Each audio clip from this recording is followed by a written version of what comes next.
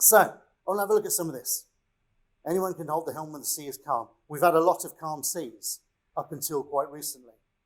If you look at what happened in the late 90s through to the late 2000s, noughties, it's been a very interesting change of pace. So the key, I think, the question I'm asking here is, how do you build a healthy and sustainable community in the eye of a storm? Because we're in the eye of a storm.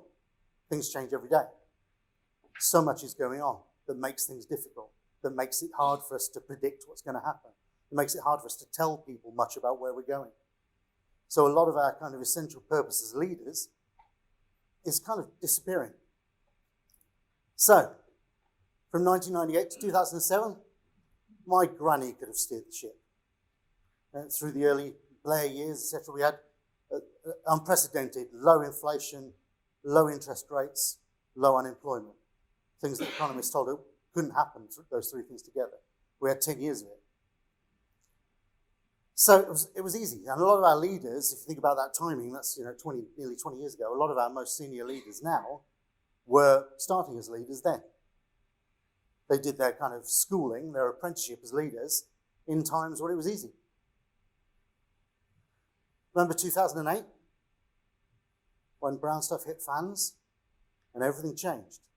And suddenly, we weren't quite in such a calm sea anymore. The economic meltdown, the banking crisis, those things happened quite quickly. So our leaders were suddenly thrown into turmoil, with many of them having no real idea how to deal with it. Do you think it's going to get better over the next 10 years? Think we've turned the corner and everything's going to be quite safe back to calm seas again? Is it heck as like? It's going to be a very interesting next 15 years as all bets are off. The whole underpinning philosophy of our nation has been altered. So far, most of the ripples that we've been seeing and the effects we've been seeing are just paranoia, because nothing's actually happened yet. But we've managed to convince ourselves that it's all going to be so dreadful, so we're shooting ourselves in the foot on a daily basis. But that's going to take a different sort of leadership. How are you going to lead through this kind of unpredictable chaos? People look to you as a leader for reassurance.